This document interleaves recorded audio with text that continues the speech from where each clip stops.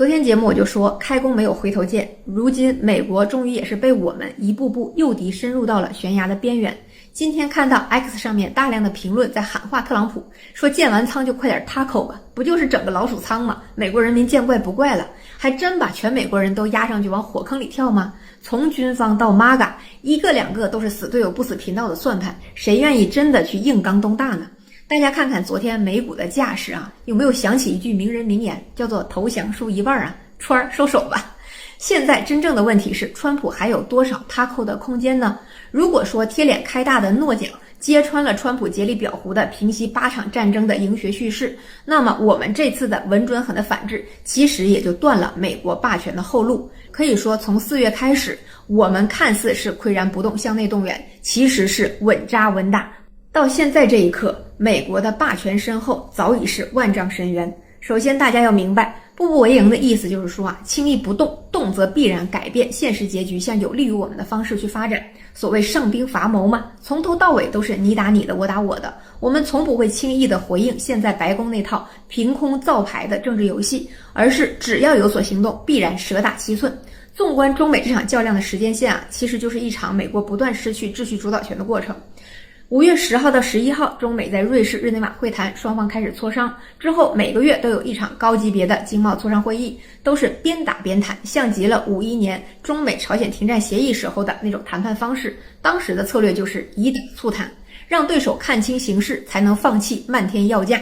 当年我们百废待兴，积贫积弱，都是寸土不让。如今民族崛起，国家复兴，要是能被他2句话就吓破了胆，那才是无颜面对列祖列宗了。于是6月磋商达成了一个框架协议，7月双方在瑞典磋商，9月双方在西班牙马德里继续。就在9月谈完的时候，我做了一期节目，说谈得好，谈得太好了。依据就是美国很想要一个协议，甚至做出了愿意在制裁我们的事项上适当让步的这样的一个表态，而我们根本就没谈美国要谈的内容。你的虚空造牌的制裁就自己拿个鸡毛当令箭吧。我们要聊的是全球贸易秩序规则的重构，以及如何定位中美各自在未来世界贸易格局中的角色的问题。不按我的聊，那就不用聊了。而且美国对此还无能为力，这就是谈得好，谈得有节奏、有目标的迹象。当时我也说，那一次谈得好，真正不会体现在联合公报里，而会在之后的两方的操作里有所体现。这不就来了吗？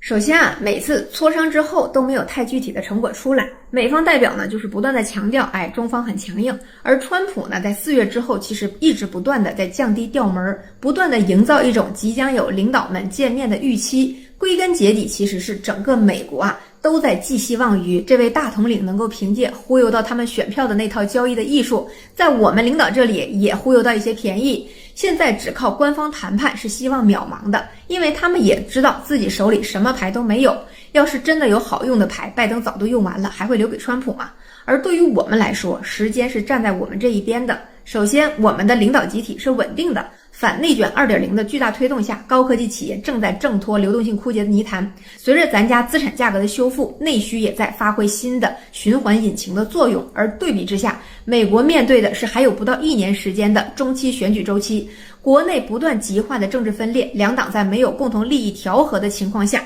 彻底进入了党争的内耗和彼此的掣肘。政府停摆，经济数据恶化，而我们早早埋下的暗子正在斩断美国下个阶段谈判中所有的退路。共和党在中期选举中的第一道天雷就是美国的大豆快烂了。24年中国进口大豆 1.05 亿吨，其中从美国进口的是 21.1%， 占美国出口大豆的一半，从巴西进口 71.1%。4月关税战中，我们第一招就是对美国大豆加征关税，此后美国大豆就有了落豆归根的保障，再也不用远渡重洋了。2025年1月到8月，中国从巴西和阿根廷进口的大豆几乎替代了美国豆的全部份额，从美国进口的只有1000多万吨，很多还都只停留在纸面上。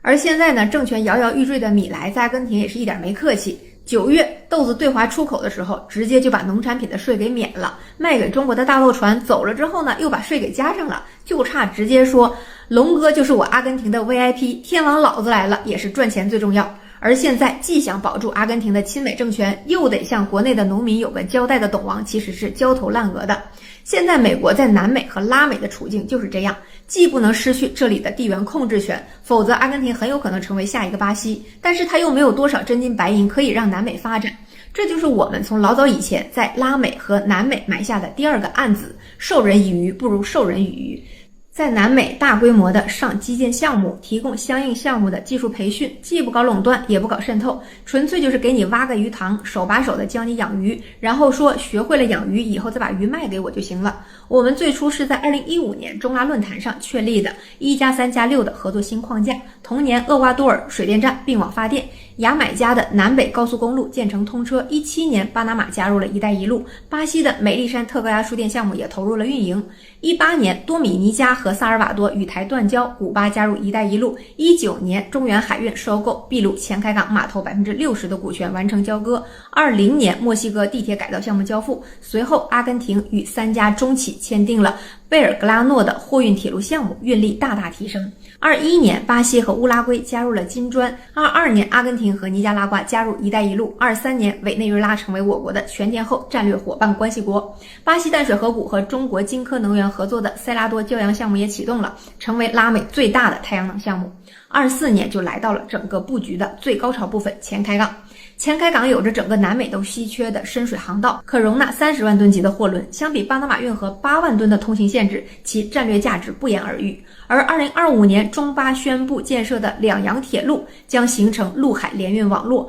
因为我们的建设使南美成了大西洋和太平洋的重要地缘枢纽，就这个利好，美国拿什么来替换呢？大家有一个地缘概念啊，不是先有了亲美或者亲哪一方的政府，才有了这个政府得到支持获得执政地位的结果，而是先有了依靠某一国的利益集团，本国和这个国家有着天量的贸易往来，这个利益集团支持的候选人才进入了政坛，自然就呈现出了更倾向某一国的特质。政治是经济的集中体现嘛，所以之前在泰国政治动荡的时候，我就说不管谁上来跟我们都会很友好，也是这个原因。现在除非美国能提供给南美和拉美国家比我们更好的发展机会和财富承诺，否则就算对委内瑞拉硬来，哪怕顺便把隔壁的哥伦比亚一勺烩了，也没有什么意义。自己家门口乱了，你又不能把它给养起来，难民到时候可不是一堵边境墙就拦得住的。所以这就是做世界一哥的制度成本。你要做秩序的垄断者，你就必须得对全球所有的经济体有所安排。